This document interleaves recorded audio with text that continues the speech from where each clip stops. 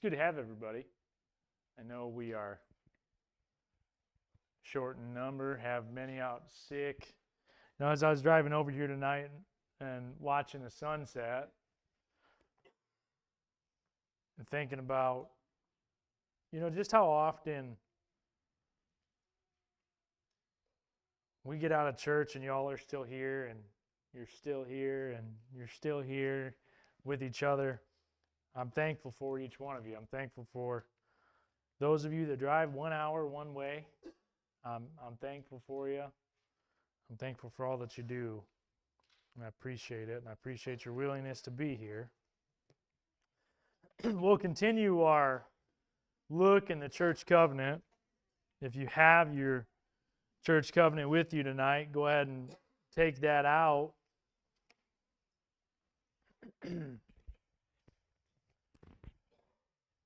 For the sake of time tonight, I'm not going to have us read because I was really kind of in between two lessons or one. And I really think that it's one lesson to get done. So we come in our church covenant to religiously educate our children. And it's kind of a continuation. I was trying to get peace, where to cut that off, where to pick up with it. I think the Lord gave it to me. I want you to turn over to the book of Isaiah, chapter 28.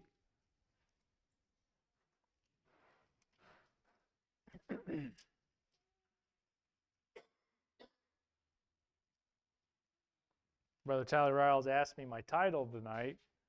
I looked and I said, I don't really know. It's basically a sentence.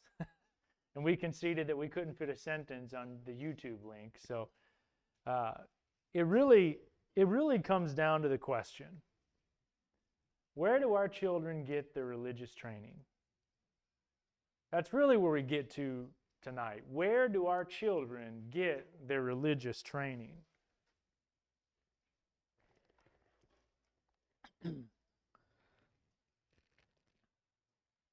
The first two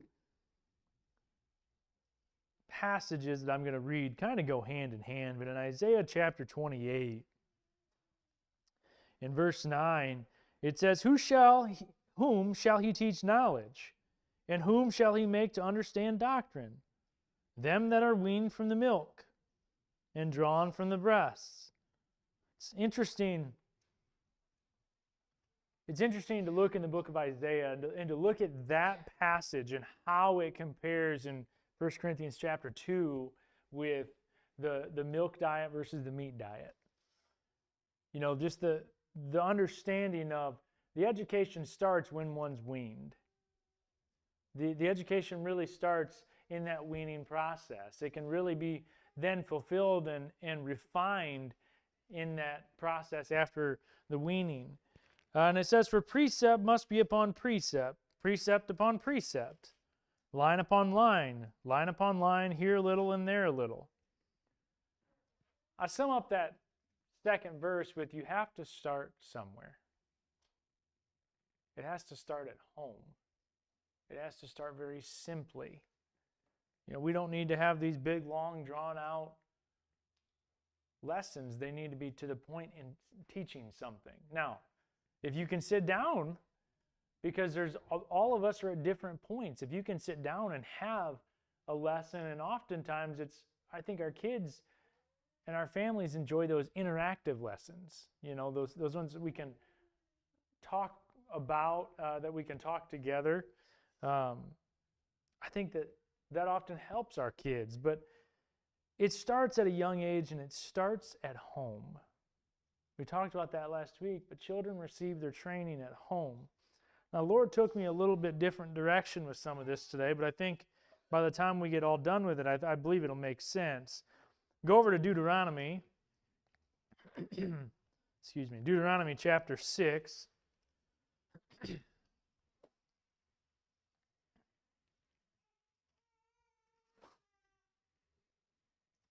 Chapter 6, pick up in verse 6. Excuse me.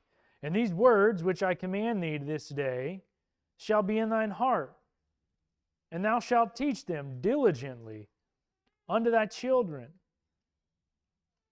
and shalt talk of them when thou sittest in thine house, when thou walkest by the way, and when thou liest down, and when thou risest up.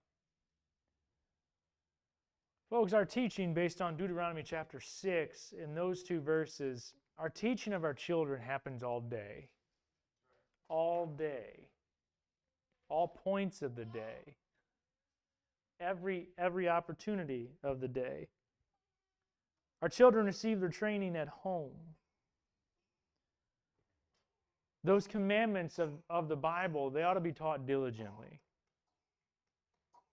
They ought to be taught diligently for our children to know they need the commandments for their everyday life.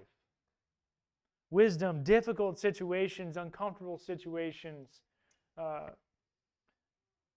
Wisdom is needed. Biblical wisdom is needed. You know, you think about something. It's easy to draw the conclusion. There's a lot of coughs, sniffles, issues. When we get sick and we don't know what's going on, what do we do? Two things. You call your doctor or you look at WebMD on accident. Right? WebMD can tell you that you either... I see, now he's laughing at me. I tried to get him to laugh before church. WebMD can either tell you that you have cancer or that you stubbed your toe. But we look there anyway, don't we? Because we try to get some answers. You know, when we come to these situations in life, and let me tell you, being a pastor, I come to some situations that are just difficult. They're just downright difficult. And I need to have wisdom in how to handle them at time to time.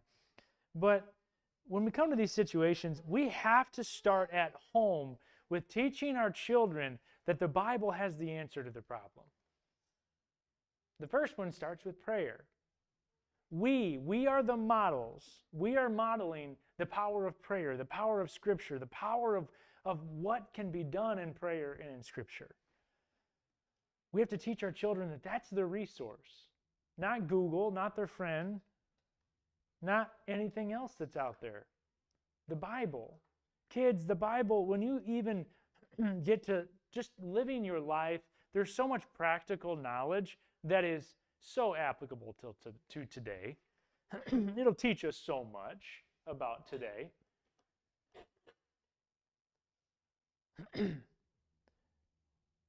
You know, the other thing to think about when you reread this, and these words which I command thee this day shall be in thine heart.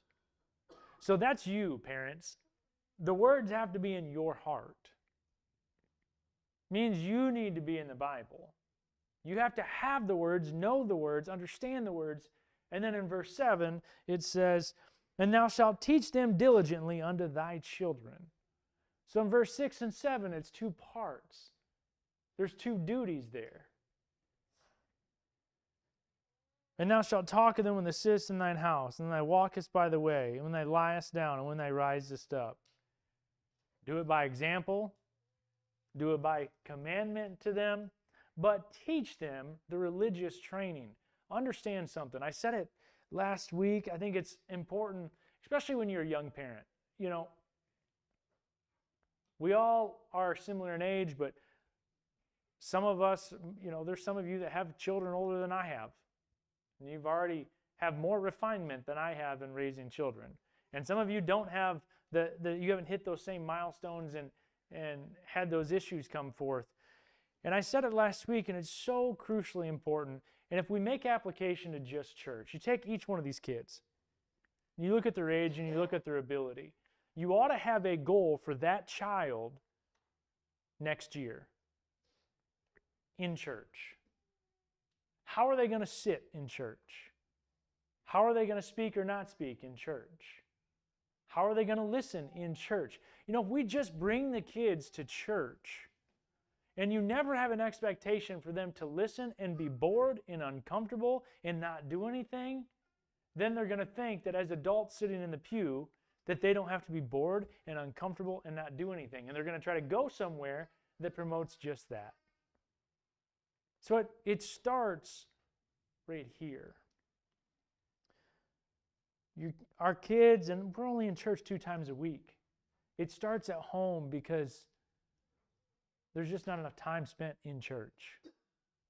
There just isn't. Go to Isaiah chapter 54. I really enjoyed some of the passages in Isaiah for the thought.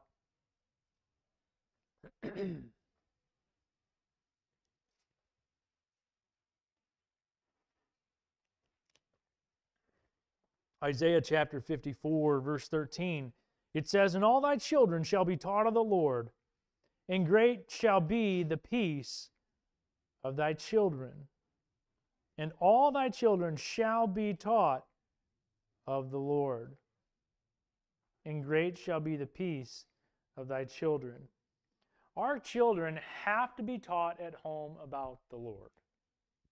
We joked, Brother Matt joked about how, teaching Adeline everything's God. But she's got God figured out. She's got that word. She knows that at least you're talking about God at that time. And it starts so small. But don't forget, your children are learning something at home. They're learning something. They're given to you because they're in their formative years. They're paying attention. Some of your children aren't old enough yet, but they might be getting to the point where all of a sudden they're hearing things. They're watching mom and dad. They're listening to mom and dad. They're going to start going, let me say it this way. Mom and dad, are you gone all the time? Are you not there? Why? What are you doing? What's being taught? Now, the Lord didn't call us men to sit at home and sit next to our wives and just expect somebody to provide for us. We have a responsibility to go out and provide. But what are you doing? What are you teaching? Everything is teaching, both religiously and the way that we live in this world. Mom and dad are fighting all the time, arguing back and forth, disagreeing. These kids are going to learn that.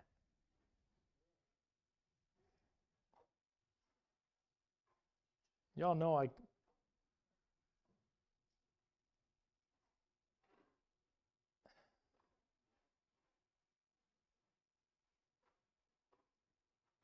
kids are going to see if we're always distracted.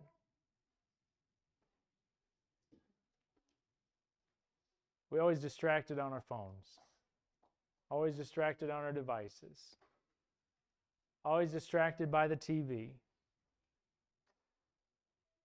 Are we too distracted that we don't see what our kids are learning? I remember preachers, and I try not to be this way. I really don't. I remember preachers coming onto the scene and don't do this, don't do that. You shouldn't have this in your home. You shouldn't have that in your home. I don't want to be a hypocrite. I don't want to come up and say that there's things we should and shouldn't do, and then 10 years down the road, that's exactly what I'm doing. But what I am saying is a challenge to each one of us. If our home is for religious training of our children, what is in the home? What's keeping you from being there? What's keeping you from doing your part?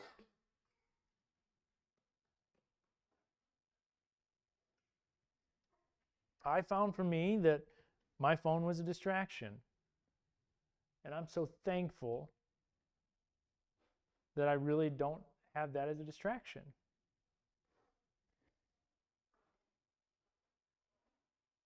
But that was my problem. And I missed a lot. And I think back to my children, especially my 2 oldest. What have they learned that I missed on teaching them? What's that going to hurt?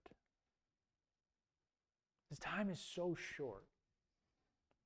I remember, I know I preached the message here. Some of you will remember it, but it was 6 years ago.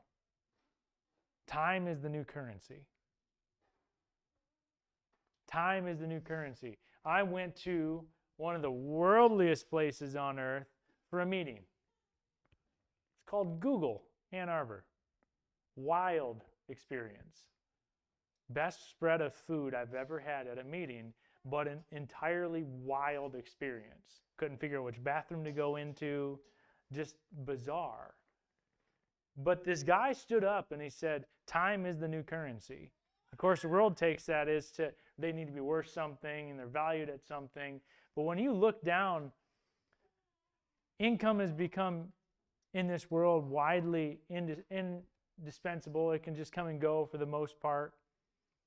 Our desires, our wants, and the things, we look at time and we go, oh, we don't have much time left. But if we're parents, we need to look down and go, we don't have much time left with these kids. We're just checking days off a calendar to one day they're going to walk out. Your home is for religious training. You know, one of the hardest things in life for us parents to get over is the fact that we have to grow up. We don't get to do what we want to do anymore. We don't get to just selectively have fun. You know, and I think women, you have an easier time of it than us men because we're just immature, quite frankly. It's the truth, though. We are. And I think that causes an issue. But men, my challenge to you is the same thing that I ask you to challenge me to. We don't have much time. We don't know the last day on this earth. Last week we learned all about how educating our children is in one way so that they may be saved early in life, spared from the scars and sins that happen later on in life. Well, that means we got to do our part. Your home, the environment of your home, is going to have a tremendous impression on the success or failure of the upbringing of your child. That's not a quote I made. That's not anything. That's just a thought that came across. And you know what? How many of y'all like to put something on your refrigerator to look at? We like to decorate our homes with Bible verses and Bible things. But when you think about it, this is something I think that I would love to put it in my house. It's something I see every day. Your home will have a tremendous impression on the success or failure in the upbringing of your child. It takes work. It takes effort. One thing I don't agree with, I don't like, when you look at this verse, and all thy children shall be taught of the Lord, and great shall be the peace of thy children. And back in Deuteronomy chapter 6, verse 6 and 7, we saw that for us to teach, we have to know. For us to know, then we teach all the time throughout the day. We can't blame the sovereignty of God for whatever our children turn out to be. I'm not challenging. I'm saying the Bible has commanded us to teach. So that doesn't give us the right to sit back and just wait to see what they come out to be. You are to teach your children. You're to read to your children. You're to model to your children how to act, how to be. Bring them to church.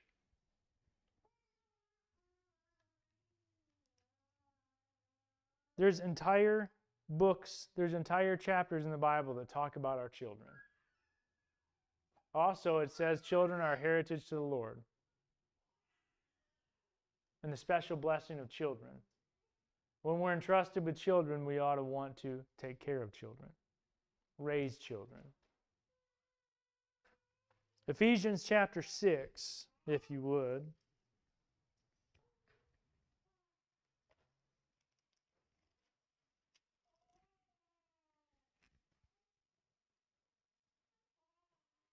You know, sometimes I look and we get to topics like this. I look around and I see these kids, and I don't want them to grow up, but I can't wait to continually watch them grow. You know, I can't wait to continually watch them get just a little bit older time after time and see what they become. That also should scare us. What are we doing? What have we done already? I remember when Leo was born, we left the hospital in Toledo, carried him out, and I pulled up the Jeep, and you watch all the movies and what they say, they check car seats, and I pulled him up, and I went to get Alyssa, and I put Leo in the car seat, and I turned around, the nurse is gone. I'm like, what now? What am I doing? What is this? But in Ephesians chapter 6 and verse 4, let's read of the first 4 verses. Children, look at that, kids. It says something to you. Children, obey your parents in the Lord, for this is right. Honor thy father and thy mother, which is the first commandment with promise, that it may be well with thee, and thou mayest live long on the earth. I'm sorry if that sounded like a song. I just realized Miss Rebecca, sitting next to my wife, was my prayer band teacher / babysitter / older sister for all of the years. And she taught this verse to me in a song, along with a lot of other verses, because that's what we would do every Sunday night in Wauseon. And that was one of them.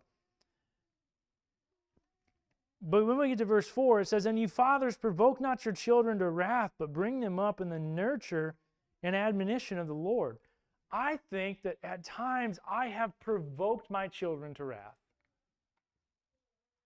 All you parents are going to do it from time to time. But we have to pay attention to what that means. Kids, it's not an excuse for you. It doesn't work like that. But I think first off, parents, if we're going to train our children religiously, one of the things that we cannot lose touch of is what it's like to be a child. What's it like to be, in my son's mind, 8 years old, or my oldest? I don't remember much about being 3. I don't remember much about being 6, but I do remember some about being 8. Remember these kids. Try to go back. They're not perfect.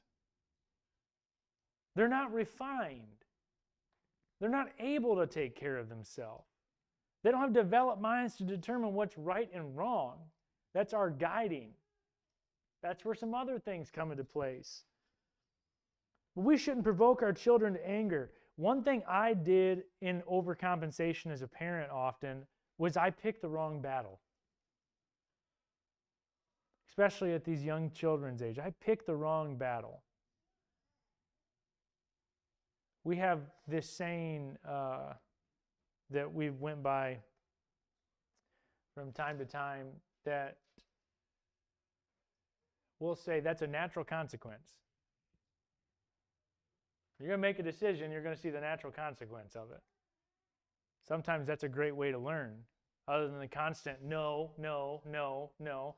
Now, don't run with me too far. I'm not saying it's not our job to guide, but there is times, if you're not a parent, you don't know yet, but you will soon enough. And if your child isn't old enough to do it, you don't know yet, but you will soon enough. The natural consequences are a beautiful and wonderful thing, and they're a great teaching opportunity to talk about the Lord. They're a great opportunity. So don't provoke your children to wrath. Don't impose harsh, unreasonable demands on your children. They're not your slaves, they're your children. Your time for them is not for them to work for you. Your time with them is for you to teach them, for you to train them. They're not your army of workers, though it's not a bad thing to make them work from time to time or often. But you're to teach them. Our children, as in verse 4 says, bring them up in the nurture and admonition of the Lord. The kids need nurtured. See, the whole point and why I really believe the Lord pushed me to this level is it's so much more than having kids, buying them everything they want, sticking them out in the world and saying, here you go. It's everything with having children, loving children, which I believe we all do, guiding those children, taking them to church, reading the Bible to them, instilling in them the truths of the Bible, talking to them about consequences, guiding them, loving them. Training our children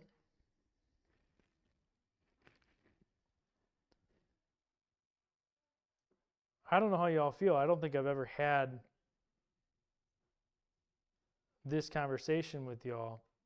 I'm going to go to another verse in a minute. But training our children means two things. Verbal training and corporal training. Or, as some of you call it in the South, a whooping. It's necessary. It's part of the training. It's needed. Now, parents, as your kids get older, and sometimes as they get younger, corporal punishment in the form of a whooping or something like that, that should not be your first go-to. Here's why. Because people like me get angry when we say the same thing over and over and over and over again. We're raising these children up in the nurture and the admonition of the Lord. We ought to talk first. You're doing the same thing over and over again and you know better. Corporal punishment better be the first thing that comes out. Parents right now, non-parents, plan to be parents, you need to have a conversation with each other. What is worth corporal punishment and what isn't? Be on the same page. You can't train your children, educate your children, if you're not on the same page. Because then your kids are going to see that. They're going to learn that. This world is going to tell you that any type of corporal punishment is wrong. Last I checked, I'm still standing, and I got plenty of it. It's not. This world is going to tell you that, well, I'll get there. Let me stop for a second. In our house, for example, when we were younger, when the kids were younger, we really struggled with when is an absolute, hey, you're getting a whooping, and when is we got to talk about it, and then we're going to decide if you get a whooping. Breaches of safety in our house was that instance. I had a child that would breach safety all the time. He still does sometimes. But that was in the learning. That was a non-negotiable, but that was part of the religious training. There was always an opportunity to turn it back. Spanking a kid, disciplining a kid in that way has everything to do with how you're training your children religiously.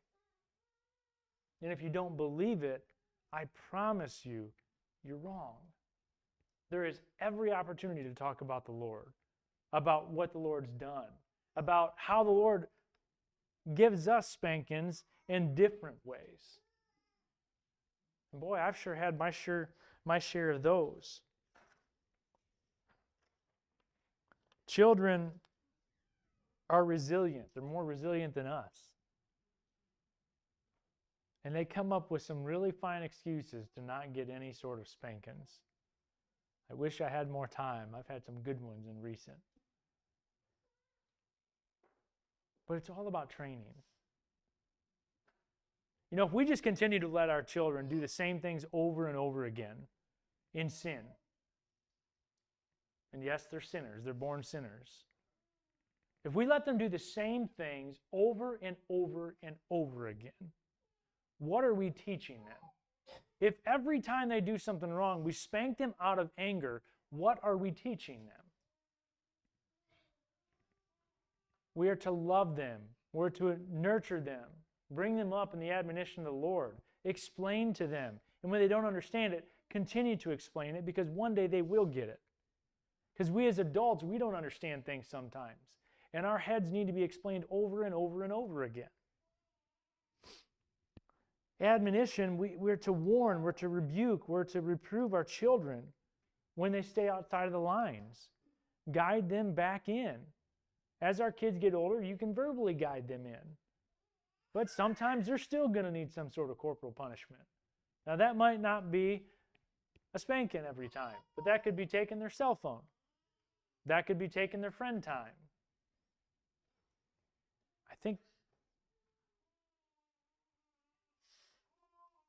I remember many threatened, you're not going to play basketball today, but it never happened. Of course, that's because of my dad, but I think he enjoyed basketball more than I did at that time. But things like that can be used. I think I could tell Clark he couldn't touch his tools, and that'd be good enough for a day. But there's things, and we know our children. And what we're doing should be to religiously train them, to train them in home, to refine them. I think the best thing that we can do is take care of the business that needs to be taken care of and talk with them. Explain to them. Because they need to know what the consequences could have been.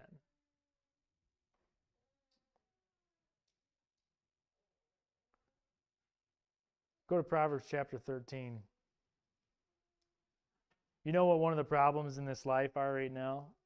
Children don't know what it means to continually get disciplined. Because we get disciplined our entire lives. You think about it. You do something wrong at work. You make the wrong move with how you spend your money. You make a bad purchase on something. You don't consult your wife with things, and you have consequences. We might as well start teaching our children from day one that there is consequences. In Proverbs chapter 13, verse 24, he that spareth his rod hateth his son, but he that loveth him chasteneth him betimes. Training is correcting. The Bible does teach corporal punishment. The verse, train up your child in the way that he should go, people like to reference that. Spare the rod, spoil the child. People like to say what the rod is or isn't. But I think it's pretty clear here that he that spareth his rod hateth his son, but he that loveth him chasteneth him betimes. To hold a punishment from a child when it is deserved is to encourage them into sin, and eventually contribute to the ruin of the child's life. Kids of all ages, there's some teenagers here, there's some soon-to-be teenagers, there's some of you that can barely understand what I'm saying. You're going to not get your way. But I promise you, and I say this out of love and respect for each one of you, I hope it starts right now. Because if it doesn't, what's going to happen is you're going to end up having a miserable life. Because you're not going to get your way. Life isn't about getting your way. So parents, start right now if you haven't. Hold each other accountable. Start right now. Religiously educate our children of what being a Christian follower is. All of us, if we really look, it wouldn't take much time to look out and say, there's situations in our life right now that we're holding to that we can't get out of because of our own decision making. And there's nothing we can do to change it. I bet if you look in, you'll find it. To spare the rod and the thought of love is really just hating your child. Take an expert opinion from an expert on peaceful parenting.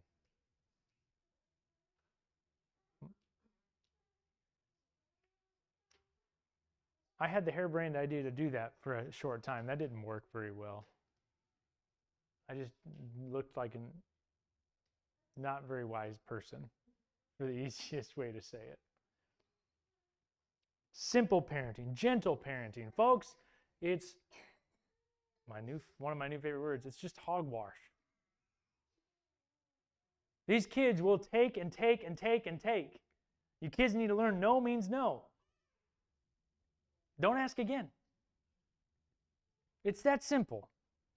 Because it will help you long term. We have a generation of peaceful parenting. I'm still going to call them children, and a lot of them are in their 20s and 30s. We have a generation of people that didn't think they needed to parent their children that is out in the world now, and they're causing a whole big ruckus. Don't be those parents. That's not religiously training your children.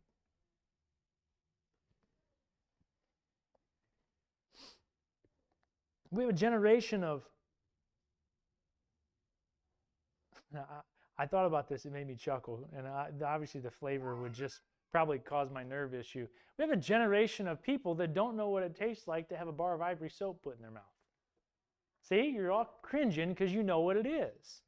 Or the hand soap, you know, the pump soap where it's because you said something, or you back-talked, or you're disrespectful. We have a generation that doesn't know what that's about. We used to use vinegar. That's a good one too. We have a generation that doesn't know what a spanking is. We have a generation that doesn't know what it's like to have a weekend of fun taken away because they were disrespectful all week, disobedient all week, and parents, they didn't want to deal with them. This is one of the most important parts about religiously educating your children. You have them for such a short time. You're going to have to not get your way to make sure that they are disciplined. That means, hey, I think about myself sometimes. I'm not watching the football game. I can't. I got to go take care of them. I'm not doing this that I want to do. I can't because I got to go take care of them. That's our responsibility. That's how we model. We can't be lazy about it. We have to enjoy what the Lord has given us. We have to enjoy the molding, the training, the watching of the children to grow up. We have this generation of kids that live in this world and adults, and it's a terrible generation to try to employ, to try to work with, to try to be a part of, where they don't think that anything is their fault because they were never told anything was their fault. That's not religiously educating our children. Brother Matt picked on me yesterday. Was telling somebody that I said, and they laughed and thought it was fine, your kids aren't special. And she did it again. But that's what we got to teach. They're special to us, and we love them dearly. I love my children. I love your children. I love seeing your children. I love that as they grow up and coming around and getting their handshakes and talking to them. You know, I think about each one of them and just, you know, the months I went from, I can steal a hug from Madison quicker than Brian can. You know, that's saying something. But just the relationship of the children and watching them grow is so important to me. But we have to teach them that they're not really special when they get out into the world. That they're wrong, that they're sinners. That's religiously educating our children. And folks, it starts early. And I just think back so often to myself and my failures, and that's why I just preach with so much, I guess, just desire. Because I love your children, I want you to have as much time teaching them as you can. And we're all going to make mistakes, but it's important that we don't get afraid of making mistakes with religiously educating our children. It's important that we continue trying. Proverbs chapter 19, verse 18. And I guess I'm not going to get done. I knew I'd be close, but I guess I'm not going to get done. Try to go just one more part.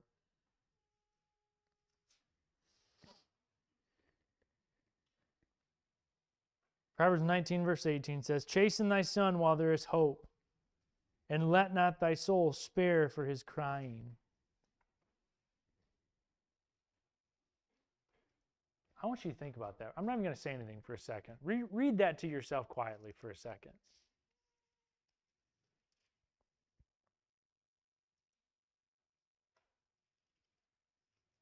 Now,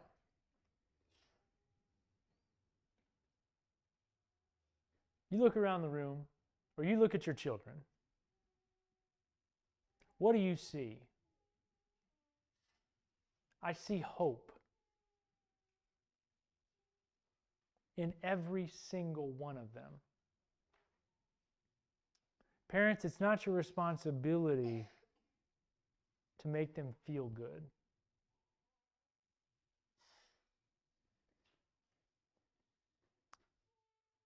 Your responsibility is to chasten them while there's hope. Correct them while there's hope.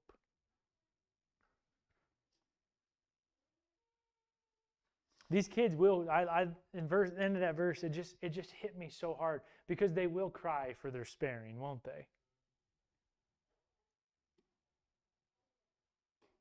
I mean,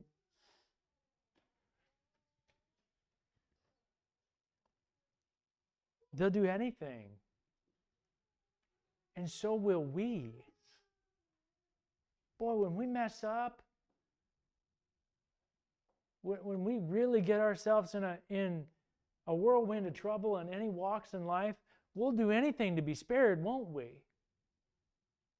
But the reality is, how many times are we really showed mercy in those instances? Each one of our children in this room have hope despite their age. Each one of them. Don't not raise them. I know that's not probably correct English, but don't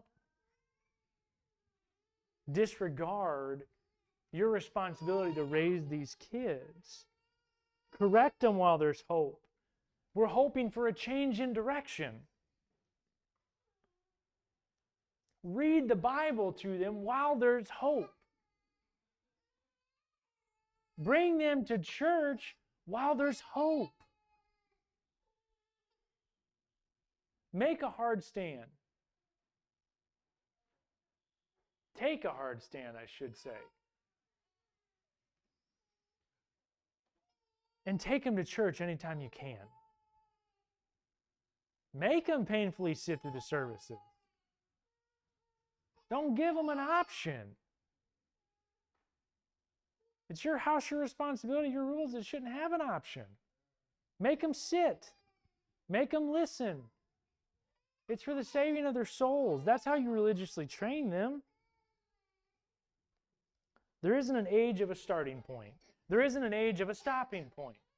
You know, I think about in my 30s, my dad will still tell me things sometimes that I still have to learn. If I went around the room to you men and I said, have you stopped learning things from your parents yet? They might be good and they might be bad, but have you stopped learning things from your parents yet? And you're all going to say no. There isn't a stopping point. When you read Proverbs 19, it says, chasten thy son while there is hope. Last I checked, kids, boys and girls, when you turn 18, you don't stop being a son or a daughter. Now, when your children get married, they leave and cleave. They're not necessarily your responsibility, but when the time promotes and it's time to chasten, you chasten. But you don't get to stop being a son or a daughter at a certain age. Religiously educating your children is about understanding that they are your children. That is your responsibility to train them while there's hope. And a parent who genuinely loves their children will not condone a behavior of unchecked sin. There's times, and I'm going to stop with this, we're going to pick up next week. There are times when there is an absolute time for whatever your version of a corporal punishment is. I am not standing up in the pulpit and saying, don't spank or spank. The Bible is already very clear on that. But I am standing in the pulpit saying that you know your children. You know what gets their attention. The best parents in the world are always the ones that don't have any kids. See, I wasn't meaning that to laugh, but that's just the truth. Because you don't realize how terrible of a parent you are until you have to put them in the car seat and there's nobody there to check the car seat. You're like, I don't even know if I strapped that thing in right or tight enough. But you're the best parents for your children. But you have to parent. You have to know those boundaries. You and your wife, you and your husband, you have to be in the same unity, the same accord. You have to know when the absolute no. You have to know when it's time to sit down and have a conversation. Don't let the kids just sit to themselves. Don't let them do their own thing to themselves. Continue on. They all have hope. Train them. Do the hard things. Kids, I love you. I don't mean to say this so that mom and dad go home and do something new, but if they do, that's of the Lord, and that is what it is. It's not your responsibility. It's not your place to argue it, to discuss it, to put up a fit about it. It's your place to submit to your parents. I haven't even got to that part yet. This world does not revolve around children, but people are trying to make it revolve around children. I love children. Lord's placed a burden on my heart to do something for our youth. Because I love our youth. I want to educate our youth in any way that we possibly can. I want them to be in church and around the Bible teachings. And I don't just know how all those details are yet. But kids, you got to be respectful. And parents, you have to be purposeful. Set those small, simple goals of where you want. For Liz and I, it was where did we want Leo to be at this point? Even just down to behavior, because behavior transitions into learning. Down to ability. Ability translates into learning. The do's and the don'ts and the respect, it translates into learning. And that was advice I was given, and I'm so thankful for it. Parenting is tough. Parenting is very tough. Kids, growing up is tough too. I get that. I get it. Going to school is tough. Being around people is tough. Not being around people is tough. Not going to school is tough. I get it. Don't ever think I'm up here against you. I'm for you. I pray for your souls. I pray for the salvation of you. But you got to know that this world doesn't revolve around you. And I think the sooner that you learn that, the more content in life you'll be. Because that's just the truth of it. When I say things like our hidden theme of get over yourself, to all of us, I say that to all of us. All of us. Because once we get over ourselves, then we find contentment. And that's a blessing. So we'll pick up on the rest next week. We'll go through a couple announcements here really quick.